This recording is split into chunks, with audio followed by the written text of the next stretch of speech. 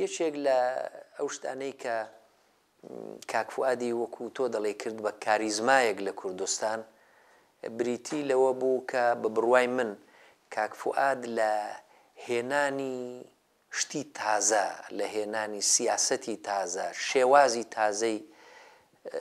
کاری شۆڕژگەڕانە و جەماوەریدا ترسێکی نەبوو، باچێکی نەبوو، یعنی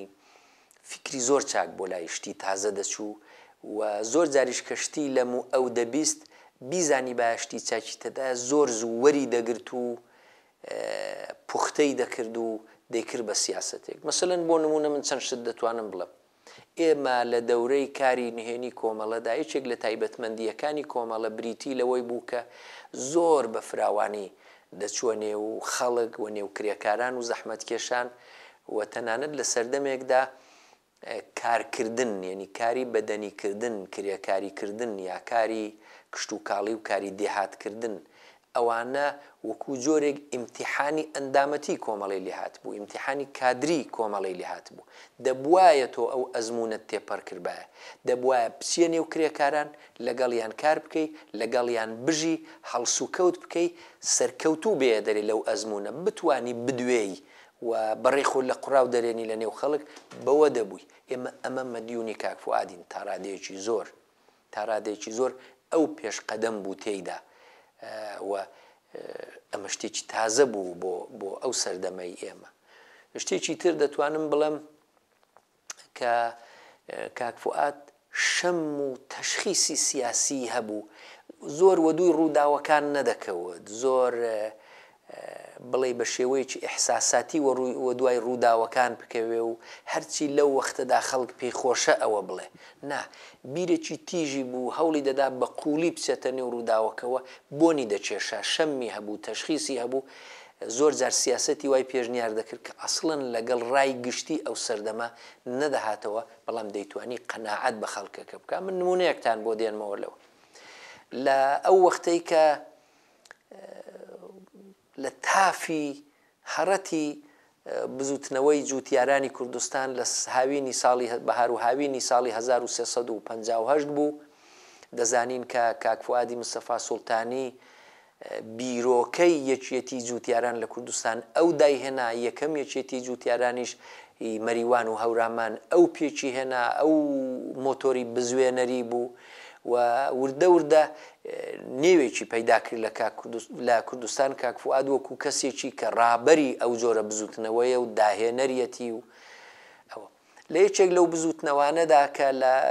مەنتیقەی دیواندەرە ڕوویدا، هێزێکی زۆرمان ئەو سەردەمە بۆ کۆکردەوە لە هەموو شارەکانی کوردستان، ئەو کەسانەی لەگەڵ کۆمەڵە بوون یان نزیکە و کۆمەڵە بوون یا بەرحاڵ بەشی پێشکەوتن خواز و سیاسی ئەو کاتێک کۆمەلگای کوردستان بوون، لەو حەدەدا کە ئەو کات دەکرا و ئیمکانات هەبوو بە چەک و چۆڵ و وەکو پێشمەرگەوە ئێمە بە یارمەتی جووتیارانی ئەو ناوە چوین. شەهیدیشماندا یەک لەوانە کاک یەحیای خاتوونی بوو، کادری زۆر زۆر خۆشەویست و خەڵکی بوو بەڕاستی، بەڵام بە هەرحاڵ بزوتنەوەکەمان سەرکەوت. ئەمە حاڵەتێکی هەیەجان و خۆشیەکی زۆر گەورەی لە نێو هەموو بەشدار بوواندا پێکهێنا. ئێوارەکەی گەڕاینەوە بۆ شاری سەقز و لە ساختومانی ساواکدا کە دیاربوو ساواک نەمابوو، دوای ڕوخانی شایە ئەو شتانە، لە ساختومانی پێشووی ساواکدا کە ئەو وەختە بەدەست خەڵکەوە بوو، کۆبوونەوەیەکمان ساز کرد بۆ ئەوەی کە بزانین چ دەرسێک لەو تەجربە وەردەگرین، بەرنامەی داهاتوومان چییە. یەک بە دوای یەک ئەو خەڵکە هەموو داوای کرد کە ئێمە دەبێت لەسەر بزوتنەوەی جووتیاران بڕۆین و ئەوە داهاتووی هەیە، خەریکین خەڵک بۆ لای خۆمان ڕادەکێشین و بزوتنەوەیەکی پێشکەوتن خوازانەیە، وردە وردە جووتیاران زۆرتر و زۆرتری لە کوردستان هەڵدەستن. بەرحاڵ جێگە و ئەهمیەتی ئەو بزوتنەوەیان دەستنیشان کرد و باسی ئەوان کرد وەزیفەی ئێمە ئەوەیە زۆرتر لەسەر ئەو بزوتنەوە بڕۆین و تەرکیە و قورسایی خۆمان بدەینە سەر ئەوە. چاوەڕوانیشیان دەکرد بە تەبیعی کە کاک فواد بەو کەسایەتی کە هەیبوو، بەو سابقەی کە هەیبوو لە بزوتنەوەی جووتیاراندا قسەکان لێ بستێنێتەوە، ئەوەندەی دیکە تەئیدی بکە. کە نۆبەی کاک فواد گەی کوتی بە بڕوای من سەردەمی مێژوویی بزوتنەوەی جووتیاران تازە لە کوردستان تەواو بوو. خەڵکەکە هەموو شۆکە بوو وتیان ئەخر چۆن دەکرێشتی وات چۆن دەتوانین دەستی لێ هەڵگرین وتی کاکە لەوە بەولاوە مەسەلەی ئەسڵی ئەوەیە کە ڕژیمی جمهوری ئیسلامی بە تەمای هێرشکردنە بۆ سەر کوردستان و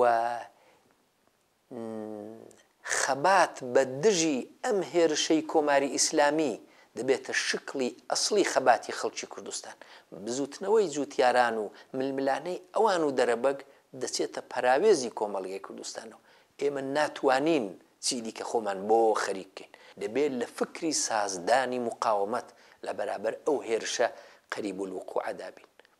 دیارە ئێمەمانان یەک لەوانە خۆم چەند کەسانێکە بوون پشتیوانیمان لە قسەکەی کاک فواد کرد و لەسەری ڕۆیشتین و بەهەرحاڵ ئەو خەتەمان وەکو خەتی کۆمەڵە پشتیوانی لێکرد و باسمان کرد و دیارە وردە وردە خەڵکیش بۆ قەناعەتە گەیشتن کەم تا زۆر بەڵام مەبەستمەوەی بڵم چلۆن ئەو توانی بە شەممی خۆی و بە تەشخیصی خۆی ئەوە بدۆزێتەوە و بەو قەناعەتە بگاکە شکڵێکی تازەی خەبات و بوارێکی تازەی خەبات دێتە ئاراوە لە کوردستان کە هەرواش بوو لە سەقزەوە چووینە بۆکان یادی بەخێر لە ماڵی دکتۆر جعفەری شەفیعی بووین و لەوێ کۆبوونەوەمان دەکرد دوای چەند ڕۆژێک بوو کە فەرمانی هێرشی خومەینی بۆ سەر کوردستان دەرکرا و هەر لەوێ ئەو جەماعەتە زۆرتر بە نووسینی کاک فواد ئەو ڕاگەیاندنە مەشهورەمان نووسی کە گەلی کورد لە بۆتەی ئازمایشدا و ڕاگەیاندنی مقاومەتی کۆمەڵە بوو لە بەرابەر ئەو هێرشەدا تەسمیم و ئیرادە بۆ ئەو مقاومەت لە هەموو بوارێکی سیاسی و ڕوحی و ڕێکخستن و چەکدارانە بوو ئەوە بە بڕوای من نمونەیەکە کە نیشان دەدا چۆن ئەو ڕۆحی ڕەهبەری هەبوو ئیتمینانی بە تەشخیسەکەی خۆی هەبوو و هەوڵی دەدا خەڵک بە قەناعەت بگێنێ ڕەهبەری کاک فوادیش ڕەهبەریەکی تەحمیلی نەبوو لە هیچ جێگایەک جارێ ئێمە لە نێو خۆماندا زۆر پێکەوە دۆست و ڕەفیقی گیانی و هەمیشەی بووین شەو ڕۆژ پێکەوە بووین لە کاری سیاسیماندا و تەنانەت کاکیشمان بۆ یەکتری بەکار نەدەبرد زۆر تێکەڵ بووین لەبەرەوە هیچ شتێکی تەحمیلی لە ئارادا نەبوو کاک فواد لە پرۆسەیەکی تەبیعیدا مەوردی قبول قەراری گرت و بەو حیسابە جێی خۆی کردەوە لە نێو ڕەهبەری هەم ڕێکخراوەکەی خۆیدا و هەم وردە وردە لە ئاستی کوردستانیشدا جێی خۆیەتی کە ئێستا فوادی مستەفا سوڵتانی بە ڕەهبەری کلاسیک و تاڕادەیەک بە ڕەهبەری ئەفسانەیی بزوتنەوەی شۆڕژگەڕانی کوردستان بناسی